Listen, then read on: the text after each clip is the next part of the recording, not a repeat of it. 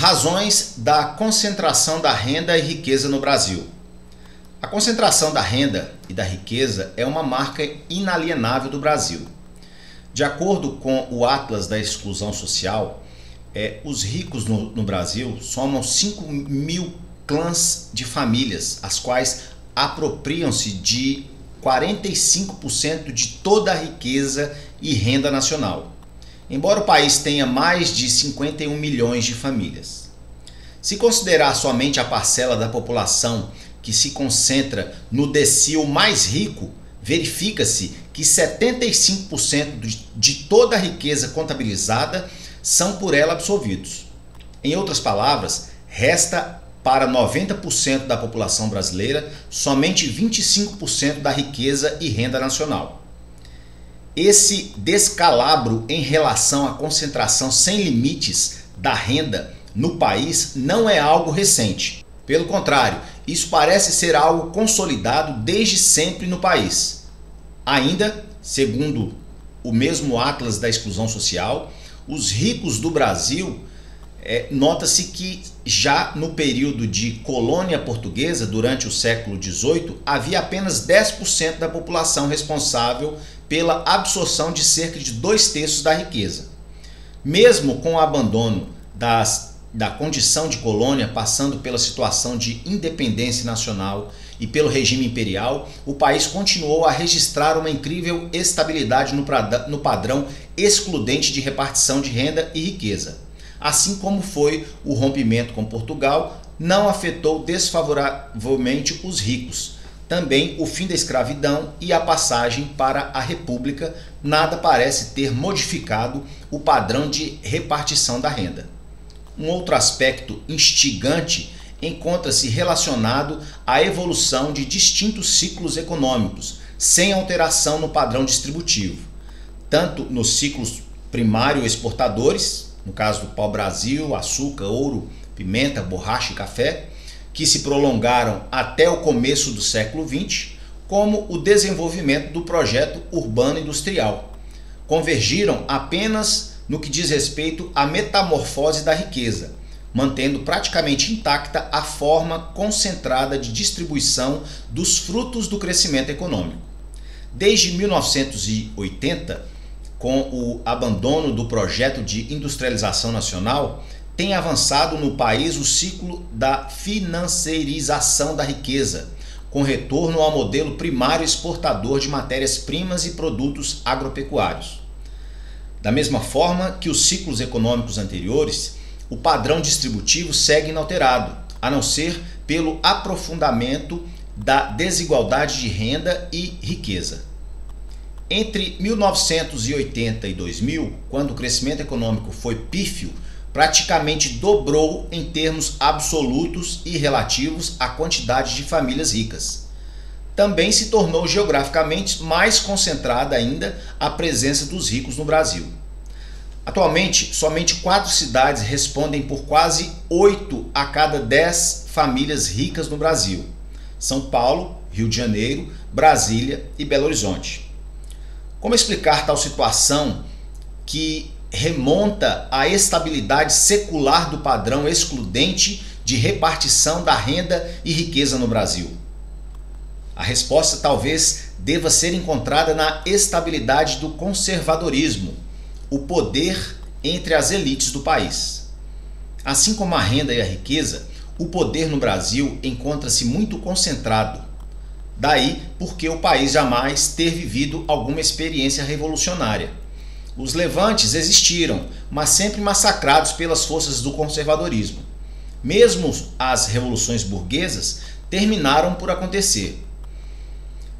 As passagens de um modo de produção a outro foram inofensivas ao padrão excludente de repartição da riqueza e renda. As reformas civilizatórias do capitalismo contemporâneo também deixaram de acontecer no Brasil. Assim, sem revoluções e sem reformas consideráveis, o padrão distributivo não seria modificado. A ausência de democracia consolidada parece ser a grande razão do conservadorismo e da concentração do poder. Dos mais de 5 séculos de existência, o Brasil não tem 40 anos de regime democrático. É claro que não se pode chamar de democracia o que ocorria durante a fase imperial do século XIX e a República Velha, 1889 a 1930. Tratava-se de um regime censitário, capaz de disponibilizar o voto tão somente para a população masculina que tinha posses e renda, comprometendo cerca de 1% da população. Deve ser lembrado ainda que as eleições não eram secretas. Somente a partir da década de 1930 é que o Brasil avançou para consolidar o voto secreto e universal, mesmo que deixando de fora a população analfabeta. Mas a partir daí tiveram o Estado Novo, 1937 a 1945, e o regime militar, 1964-1985, justamente quando se definiu o novo Pacto do Poder favorável à industrialização, década de 1930, e quando o país registrou as maiores taxas de crescimento da renda, o chamado milagre econômico, que foi entre 1968 e 1973. Quando o autoritarismo predominou, os ricos foram favoravelmente beneficiados, mantendo inalterado o padrão distributivo excludente no país.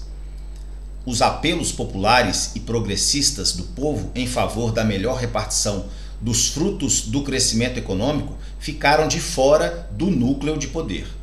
Durante os períodos democráticos, manteve-se as altas demandas reprimidas pelas fases autoritárias, especialmente num ambiente de enormes heterogeneidade social e geográfica. As convergências necessárias para o desenvolvimento de um projeto revolucionário ou mesmo de natureza reformistas ficaram suprimidas pela administração das emergências e pelo consagramento de articulações políticas entre distintos estratos de classes sociais, muitas vezes necessária à governabilidade. Por conta disso, o encaminhamento das questões referentes à alteração do padrão distributivo ficou em segundo plano. Também o bloqueio que emerge na priorização das ações de governo a serem realizadas termina direcionando a tarefas de curto prazo incapazes de alterar a estrutura de concentração dos agregados de rendas e riquezas no país. Dessa forma, a concentração do poder econômico e político impõe obstáculos profundos na gestão do país. O reacionarismo das elites que concentram o poder tem inviabilizado a concretização de reformas num ambiente democrático. Na ausência de revoluções e de reformas geralmente obstadas pelo conservadorismo, as políticas públicas ficaram pelo meio do caminho. Os gastos públicos nas áreas sociais já são significativos, ainda que não suficientes para repararem a herança do padrão excludente de repartição da renda nacional. Mas seus resultados demonstram a importância para evitar o maior aprofundamento da desigualdade da renda. No entanto, apresenta-se insuficientes para modificar a estrutura secular da má repartição da riqueza. Assim, a composição fundiária segue muito concentrada.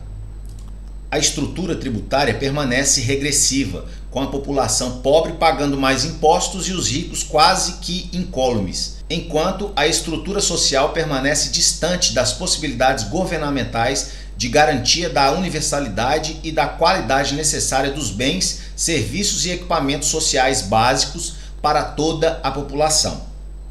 O Brasil constitui, portanto, uma importante referência em termos da estabilidade secular no seu padrão excludente de repartição de renda e riqueza. A despeito de ter ultrapassado a condição de colônia portuguesa e do regime imperial para ter ingressado na fase republicana, bem como superado o ciclo agrário exportador para avançar na urbanização e industrialização, permaneceu, como dito, praticamente incólume à apropriação de cerca de 75% de toda a riqueza e renda nacional, por apenas e tão somente uma elite branca e escolarizada, formada por 10% de toda a população brasileira. Como visto, Desde 1980, assistiu-se ao abandono do projeto de industrialização nacional, o avanço do ciclo de financiarização da riqueza e da volta do modelo de primário exportador. Por conta disso, os sinais de repartição da renda no país apontam para algo ainda mais grave.